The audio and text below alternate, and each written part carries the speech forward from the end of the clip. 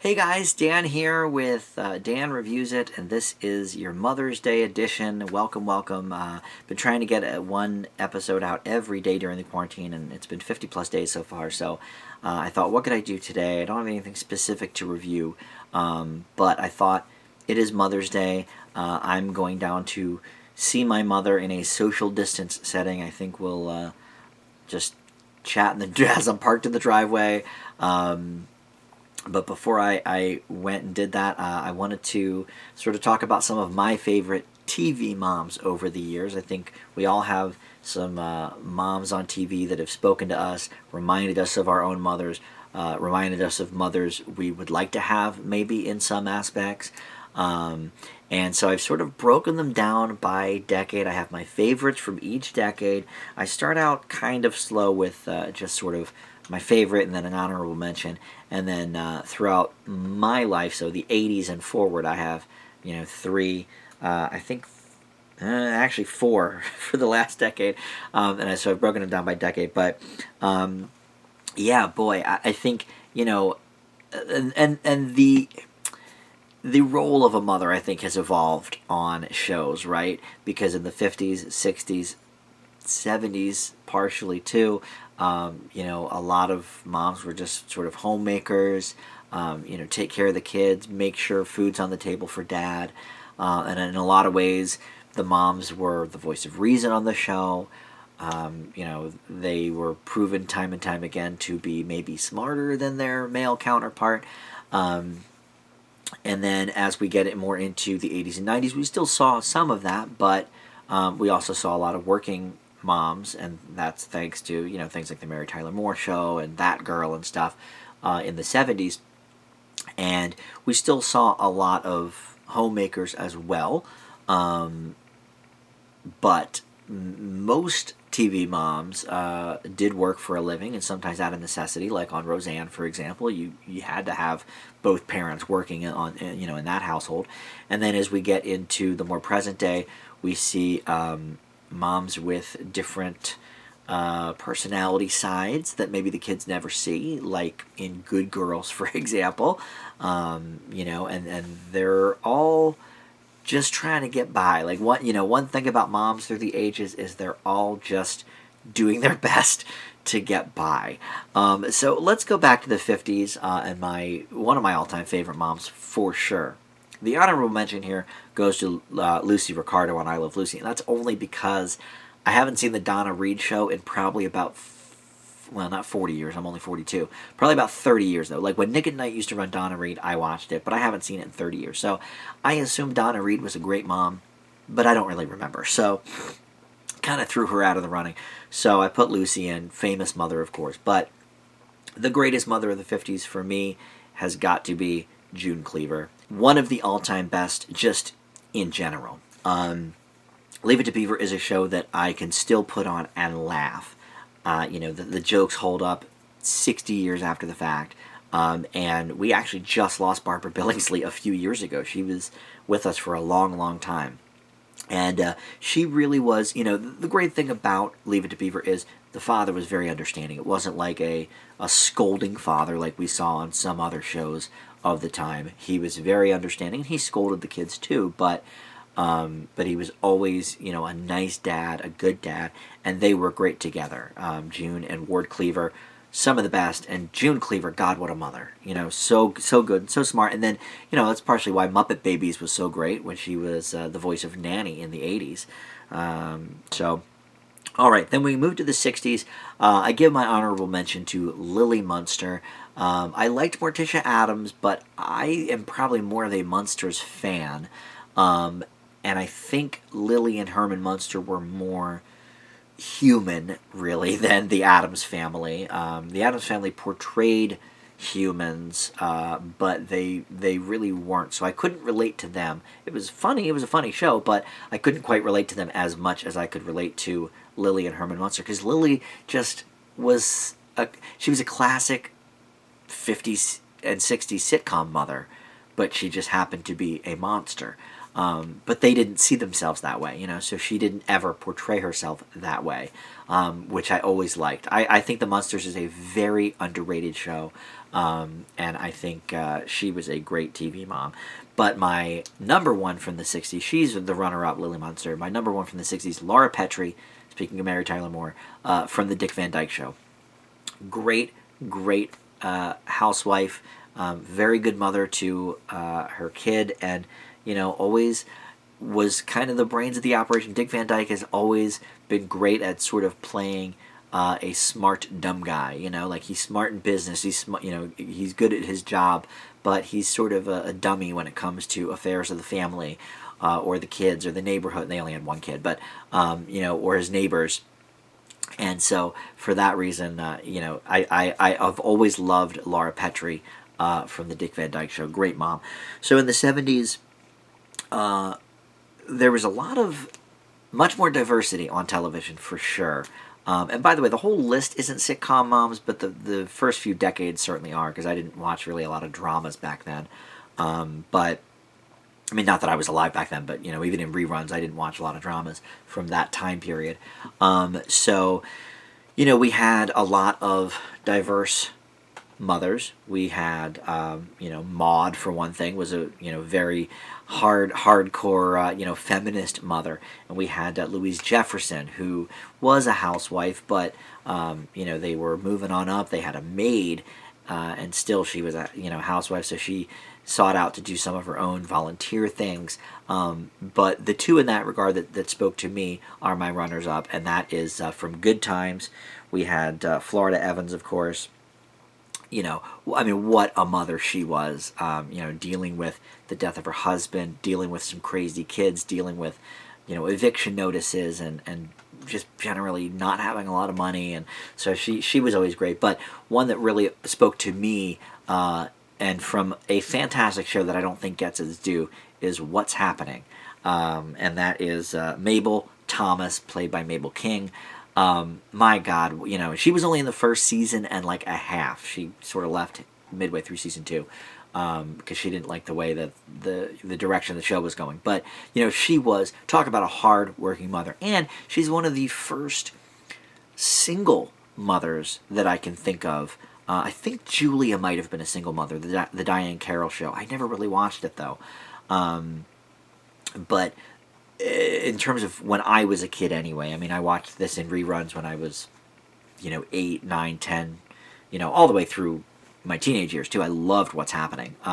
But it's the first single mom that I really can remember on television raising her kids. And they were not rich. She worked her butt off as a house cleaner, and always had to, had some issues with these rich white women, as her boss, but she was always a great mother, always took time for her kids. So Mabel Thomas, great. But my number one from the 70s has got to be the original TV mom for me, since I was watching this show at age 2, Carol Brady, The Brady Bunch. Oh my God, Florence Henderson, so good. And actually, I just restarted The Brady Bunch a few weeks ago, and it just reminds me all over again. First of all, what a great ensemble show that was, and how great the child actors were. Oh my God. Even Cindy is one of the best ones on the show, and she's probably 6. It's like Rudy on the Cosby Show. Like, how do they find kids this good that young? But Carol Brady, just the consummate mother. She was always doting on the kids, always, trying to make sure she was, loving the boys as much as the girls. Wanting to make them feel like part of the family, and a great wife as well. And it occurred to me as I was watching it the other day, it has to be one of the first shows that was that popular where the parents slept in the same bed, because you couldn't have that for so long. I know that the one couple in the 50s did it before I Love Lucy. I can't think of the name of the show, but anyway, none of the episodes existed of it anymore, unfortunately. But then they made everybody have separate beds because, you can't show that. So I was thinking of that the other day, that Carol and Mike, they would kiss each other goodnight, and then they would turn and they'd be in the same bed. Oh my God, scandalous. But it was a kid's show, But I love the Brady Bunch. It was my first favorite show that was not like Sesame Street or Scooby-Doo or Mr. Rogers. You know, my first live action favorite show. We used to play Brady Bunch when I was a kid all the time. I was Jan because I was the middle child, and you know I didn't know it at the time, but I was gay, so I played the woman character, I guess. But Carol Brady always ranks up there for me as one of the best. And Florence Henderson, just come on, how can you not love her? So we moved to the 80s. I was very much alive and watching television in the 80s, and family shows were pretty much all the rage. We had a lot of, you know, family shows on then, you know, Alf and Growing Pains and Who's the Boss and all of these shows, and many of which I watched but thought were kind of dumb, and many of which I watched and loved, and saw a lot of my own mother in, which we'll get to in my number one. But I have a couple of really good ones here. I mean, Claire Huxtable, great role model, of course, you know, one of the most powerful black women in television to that point in time, you know, a very high-profile lawyer. You know, they had a really nice house, you know, certainly a far cry from the lifestyles of Good Times or What's Happening. And so I thought, you know, I always thought that was a really cool thing, that they were such a prominent, you know, basically rich, I mean, maybe not rich, but well off, let's say, you know, African-American family. Norma Arnold from the Wonder Years, she reminds me a lot of my own mother, and actually a lot of my friend John's mother, too, from high school. She just was always, you know, supportive of the kids, and you know, she had a real gruff husband, and had to sort of teeter between that and her oldest kid being a big hippie, and her middle kid being a jerk off, you know, and her little kid being just, you know, adorable, and having to deal with all of it all at once. And so she was always a great mother, I thought. And then I have sort of a de facto mother, because she wasn't their mother, but she was their aunt, and that is Sandy Hogan from the Hogan family. She took over for Valerie once Valerie Harper left the show after season 2. And I think the show, I like Valerie Harper, but I think the show got better with Sandy Duncan on it, and she was a great de facto mother for these kids, even though she was their aunt. But my number one of the 80s is Elise Keaton from Family Ties. Family Ties, I think, is the show, certainly parental-wise, that most represented my parents, because, which is funny, because now my parents are, you know, both Republicans and believe different things than they did 30 years ago. But you know, when I was growing up, my parents were very liberal and very Democrat, and you know, that's Stephen and Elise Keaton were very much that way, equal rights and all that kind of stuff, while their son, Michael J. Fox, Alex P. Keaton, was hardcore Republican, Reagan lover, you know, all of that stuff. So the juxtaposition there was always funny. But yeah, Elise was a great working mother. She was an architect, much like Mr. Brady on the Brady Bunch, so I was already versed in what architects did for a living. But yeah, hardworking, and you know, kept the family together. The thing is, even in these shows where there's two working parents, you know, the mom always seems to be the glue, you know, that holds these families together. It's just how they're kind of written, I guess. So that's my number one of the 80s. In the 90s, we move on, and I have two really from Everybody Loves Raymond, because I think Patricia Heaton as what's the well, Marie is is Ray's mom, Debbie Barone, Deborah Barone, I guess, is, you know, the mom of her kids, and then the grandmother is Marie, but really she's a mom, of course, too, to Ray and Robert. So those two together were great, and they were very, very different mothers, but they both had so much love. I mean, Marie was certainly more manipulative, but Deborah could be manipulative too when she needed to be, you know. So I think, you know, the ladies are a lot more alike than they would like to admit, which always tickled me. Roseanne Connor, of course, have to include her. You know, Roseanne is one of my all-time favorite shows. Everybody that watches this channel knows that. I've done so many Roseanne and Connor's reviews over the years, so not too much to be said about that. But, you know, there's another hard-working woman. I mean, there was never a season where she wasn't busting her butt, whether it was, you know, as a waitress or at the plastic factory or trying to build her own career with the Lunchbox restaurant. You know, she was always trying to work for her family. But she also, I think, was very close to my parents in the way that they sort of disciplined their kids, which was, to talk to them. I mean, they had a very open policy with their kids, and my parents kind of always did as well. That's why I felt comfortable to come out in high school. And Roseanne, was a big part of that. But my number one of the 90s has to go to Marge Simpson. This is one of the best TV moms of all time for sure, and she's lasted now 30 plus years as a TV mom, and she is a homemaker, one of the last great TV homemakers, I guess. I think of her, and I think of I guess Deborah Barone was a homemaker as well, and Patricia Clark. I never watched Home Improvement, but is Patricia something, right? Was the actress? I forget, but anyway, not much of a Home Improvement fan, I know. Merlin always wants me to do Home Improvement reviews, but that's not going to happen. But yeah, she was, she is, I should say, great. But the 90s is really where she, strutted her stuff as a mother. I mean, but she is always caring for those kids. Of everybody on the list, she might care the most out of anybody, because she has to, because Homer's such a dum-dum. But yeah, some of the episodes where she gets real, emotional with Lisa or Bart or even Homer, are some of the best written episodes of TV, I think. And another aunt comes to mind. I talked about Aunt Sandy from the Hogan family. Aunt Viv from Fresh Prince. I mean, she was really only Will Smith's aunt. She was mother to, Carlton and the other kids. But she was a pretty good TV mom, too. But which Aunt Viv, right? Probably the second one, I guess. All right, so in the 2000s, we move ahead. We've got... I did not mention Katey Sagal as Peg Bundy in Married with Children, but I will mention her here as Kate Hennessy in 8 Simple Rules for Dating My Teenage Daughter.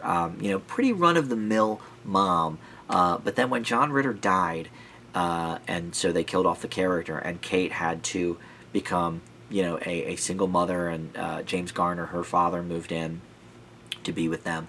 And then David Spade came by for a couple seasons as well for some reason. I think he was their cousin or something. But those episodes right after John Ritter's death, boy, that was some of the best acting Katey Sagal has ever done. She, and I've always liked her, but she is a great mom to those girls in 8 Simple Rules. Did they have a boy too, or was it just the 2 girls? I can't remember now. It's been so long since I've seen that show. But she's definitely one of the best. And then Tammy Taylor from Friday Night Lights. Oh my God, this is the first dramatic one we've done. But I love her. Both her and Coach on Friday Night Lights are so freaking great. They're a great couple, and they have such real fights. But boy, does she love her daughter, and she, she's another one that's she's always been very understanding, but disappointed when something doesn't go right. Like when her daughter dropped out of school or was sleeping with the professor. She really... We didn't see her mothering too much as the mother of a high schooler, because I think the daughter was only in high school for 1 season and then went to college, or maybe 2, and then went to college after that. And then, of course, they had the baby, but, that's fairly standard stuff, really, with TV. But yeah, I've always loved Tammy Taylor, and it's made me a Connie Britton fan for life, actually. I'll watch pretty much anything Connie Britton has anything to do with. I watched 3 seasons of Nashville, for God's sake. So I'm a fan of hers. But my number one mom of the 2000s, you can't have a Mother's Day without Lorelai Gilmore. Oh my God, this woman. I was so late to this show. I only watched it maybe 4 years ago for the very first time. And I'm sorry that I missed out, because she is great. Lauren Graham is so good in this role, and they have certainly, I would say, the best mother-daughter relationship of any of the mothers I've talked about so far. So she has to be my number one for the 2000s. So 2010s for the last 10 years of TV. Well, who do we have? I mean, some of these. I mean, Tammy Taylor went through. Friday Night Lights went through, I think, 2012. So she's there. But we're going to talk about Claire Dunphy from Modern Family. So good, and really, there's a lot of good parents in Modern Family and sort of silly parents, but she outshines them all. I mean, Julie Bowen's so great in this role, and I love, actually, the later seasons were not nearly as good, but I love when she went back to work and was doing the closets thing with her dad's company, and then eventually taking over the company. I thought that was a great arc for her character. And the kids were mostly grown by then, so she didn't need to necessarily, mother them that much anymore. But I thought it was good growth for her character. She's always been a good mom. I couldn't decide from my drama moms who I loved the most, from Parenthood or This Is Us. But because I did Lauren Graham already, I decided actually to go a different route in Parenthood and do the grandmother, the matriarch of the family, Camille Braverman, played by Bonnie Bedelia. I mean, she has such good story arcs. A lot of times they really don't give older actors meaty roles, and my God, when she wanted to get a divorce, I mean, she had so many, they wanted to sell the house, and all the kids were, so yeah, there's a lot of good parents on Parenthood, but I would say, no pun intended, the mother of them all is Camille, the matriarch, because really she's got all the kids under her, and then she's got the grandkids too, so she's one of the best. And then from This Is Us, I think Beth Pearson is fantastic. I mean, the Mandy Moore character's okay, but she's not necessarily the best mother. She's definitely made her mistakes and chosen her career sometimes over family, with the singing and everything. But Beth, man, she is the rock of that family. Sterling K. Brown's character is often all over the place, and she is always sort of, bringing him down to reality and balancing him. She really is the rock of maybe not the whole show, but certainly of that family, and so she does a great job. But my number one mom of the 2010s, well, if you watch the best sitcoms, or my best TV of the decade podcast, this will come as no surprise. From the middle, it's Patricia Heaton again as Frances Heck. I love the show The Middle, and I think she's probably one of the most realistic moms on the entire list. All of those women I mentioned, I think Frankie Heck is one of the most realistic. She is constantly put upon, constantly tired, constantly trying to just get 5 minutes to herself, but at the same time, she's working, and she's, fighting to keep her family alive and fed and clothed, and she's probably the most flawed on the list too, which is great because that's how people are, so I think she is a great mom. So there's my tribute to the TV moms of all time, really. I was going to say my lifetime, but it's more than that. I'm not quite that old. I'm not as old as June Cleaver, but yeah, that's 6 decades of great TV moms. Hopefully some of those reminded you of your moms. Let me know in the comments. Tell me who inspired you as a TV mom when you were a kid or now. Which one reminded you of your mom? Which mom did you want to have? Maybe instead of not instead of your own mom, but had something that maybe made your mom go above and beyond. I know. I think the closest to my mom is probably Elise Keaton, and I think Frankie Heck is just the closest to probably every mom ever. In a lot of ways. But there you go. Thanks so much for watching my Mother's Day tribute. We'll be back tomorrow with my movie reviews for the week, watching a bunch of new Netflix movies. And then we have a Disney movie review coming up. We have Masked Singer. We have another Frasier Friday coming up on Friday. So a lot of stuff coming up on the channel. Thanks so much for watching. Be safe. Happy Mother's Day. And we'll see you later. Bye.